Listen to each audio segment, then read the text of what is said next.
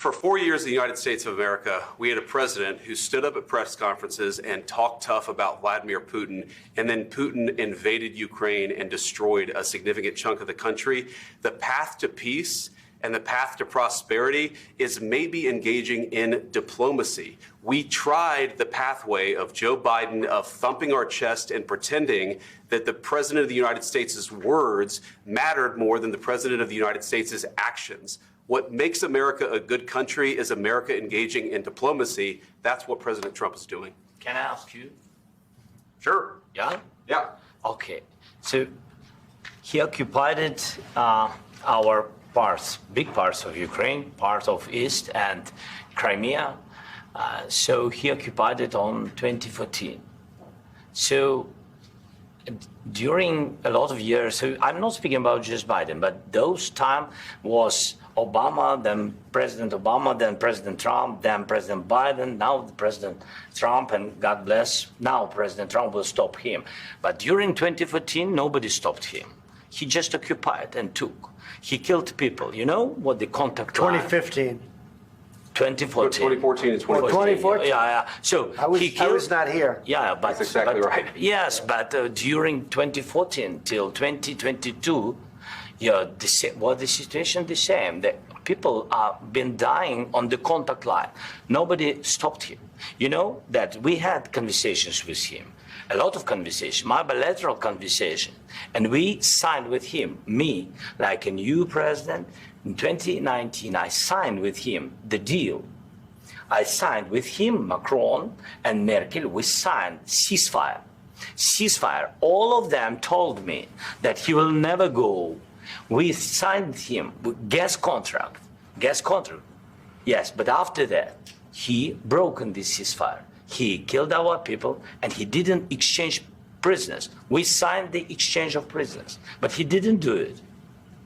What kind of diplomacy, JD, you are speaking about? What do you mean?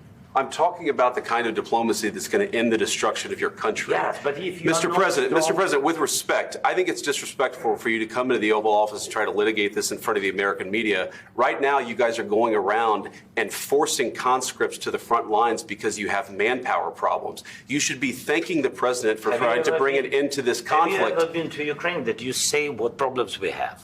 I have been to. Count one. I've actually watched and seen the stories, and I know what happens is you bring them on a propaganda tour, Mr. President. Do you disagree that you've had problems bringing people into your military? We have problems. And do you think that it's respectful to come to the Oval Office of the United States of America and attack the administration that is trying to prevent the destruction of your country? A lot of questions. Let's start from the beginning. Sure. First of all, during the war, everybody has problems, even you, but you have nice ocean and don't feel now, but you will feel it in the future. God bless. You don't know that. God bless. God bless. You will not have a war. Don't tell us what we're going to feel. We're trying to solve a problem. Don't tell us what we're going to feel. I'm not telling you. Because you're in no position to dictate that. That's exactly Remember what you're this. doing. You're in no position to dictate what we're going to feel.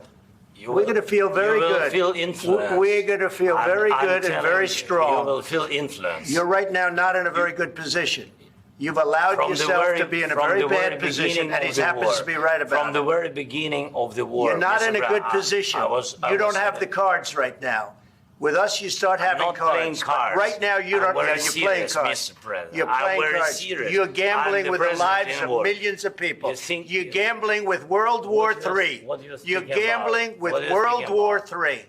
And what you're doing is very disrespectful to the country, this country. That's back to you. Far more than a lot of people said they should have. Have you said thank you once this entire meeting? No, in this entire meeting, have you said thank you? You went to Pennsylvania and campaigned for the opposition in October. Offer some words of appreciation for the United States of America and the president who's trying to save your country.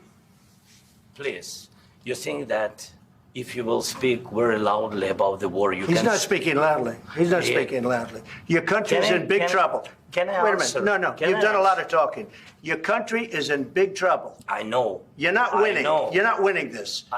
you have a damn good chance of coming out okay because of us. Mr. President, we are staying in our country, staying strong from the very beginning of the war. We've been alone, and we are thankful. I said thanks you haven't in been this alone. cabinet, you and haven't not been only alone. in this cabinet. We gave you, through this stupid president, $350 billion. You voted we gave for you your military equipment, and you voted men for are your brave, president. but they had to use our military. What about if you didn't have our military equipment, if you didn't have our military equipment, this war would have been over in 2 weeks. In 3 days, I heard it from Putin. In 3 days, this is something maybe new. less. In 2 weeks, of course, yes. It's going to be a very hard thing to do business like this. I tell you. Just say thank you. I said a lot of except times that there, thank you except to that, American people. except that there are disagreements, and let's go litigate those disagreements rather than trying to fight it out in the American media when you're wrong.